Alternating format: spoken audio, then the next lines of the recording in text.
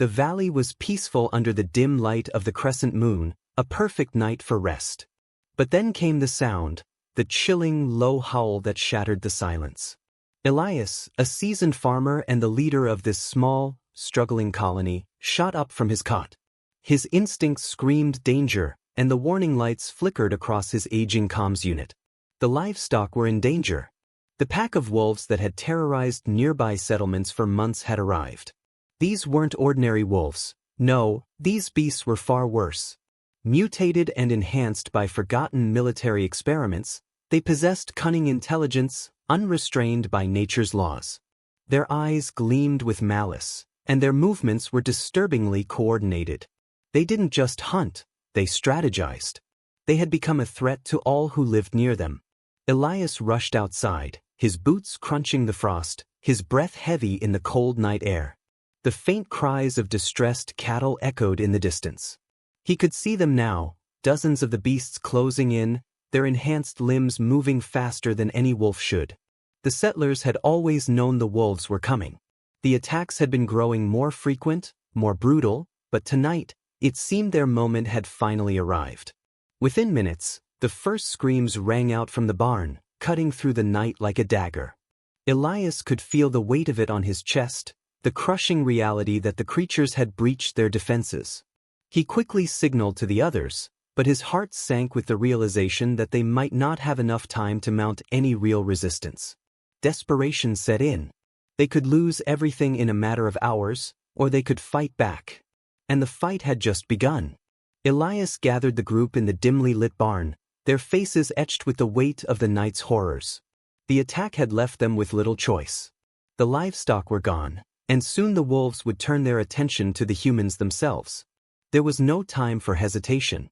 "Let's end this," Elias said, his voice steady despite the urgency pulsing in his veins. His gaze swept over his team: Juno, the sharp-eyed ex-military officer, Theo, the tech genius who once worked on high-security defense systems, and Kira, the sharpshooter who never missed her mark. Each had lost something to these beasts: family, friends, or safety. They all shared a singular drive now: revenge. Juno, with her tactical expertise, laid out the first part of their plan. "We can't outgun them head-on. We need to turn their strength against them." She detailed a strategy using the valley's terrain to their advantage, luring the wolves into narrow choke points. "We hit hard and fast, force them into a trap." Theo was already tinkering with his drone interface, adjusting it for a new purpose. "I've reprogrammed the farm drones to emit frequencies that mess with their enhanced hearing," he said, his fingers flying across his device. "They'll be disoriented long enough for us to get close." The plan was dangerous, but it was their only hope. Kira loaded her rifle with a practiced ease, her eyes narrowing with determination. "We draw them out and we make them regret ever crossing us." As the plan solidified, Elias felt the fire of purpose kindle in his chest.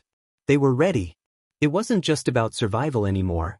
It was about taking back what was theirs. The wolves had underestimated humanity's will to fight. And that would be their greatest mistake. The valley was quiet again, but this time the silence held a sense of anticipation, like the calm before a storm. Elias stood with his team, hidden in the shadows of the rocks, eyes locked on the distant ridge where the wolves had been seen earlier. The plan was in motion. They had baited the pack with the holographic illusion of an injured calf, and now, they waited. Juno checked her pulse rifle one last time, her breath steady, but her fingers betrayed a slight tremor. She was calm, but the danger was real. Kira, perched higher on the cliff with a clear view of the approaching wolves, surveyed the terrain through a scope. "They're moving in," she whispered. The rest of the team tensed, knowing the moment was at hand. Theo's drones buzzed to life, sending out ultrasonic pulses into the night air. The sound, nearly inaudible to humans, sliced through the night with precision, targeting the wolves' sensitive hearing. The pack hesitated, their unnatural intelligence detecting the disturbance, but it was too late. The first wolf lunged toward the bait, and in that instant, the trap was sprung. The wolves charged with terrifying speed, but the settlers were ready. Elias fired the first shot, his plasma rifle lighting up the night, But the wolves dodged with an uncanny agility, each movement calculated and swift. Juno was right behind him, directing their forces with sharp commands, keeping the pack on the defensive. Theo, on the ground now, scrambled between the cover of rocks, directing the drones to create distractions, forcing the wolves into a corner. Kira took the first shot, the bullet whistling through the air, striking a wolf in the leg and forcing it to stumble.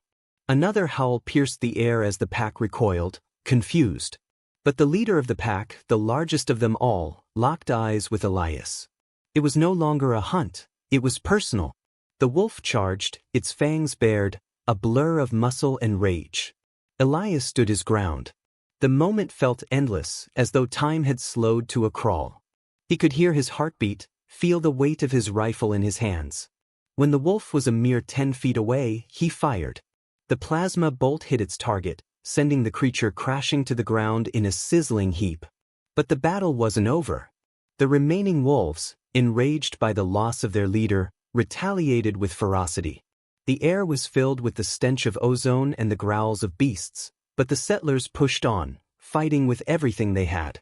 Every shot, every move was calculated, their survival dependent on their unity. By the time the last wolf fell, the valley was eerily still once more. Elias collapsed against a boulder, breathless, his body battered but victorious. They had done it. The wolves were defeated, but the cost had been high. As the sun began to rise, casting its first light over the valley, the settlers knew one thing for sure: they had survived. And they would never again be caught off guard.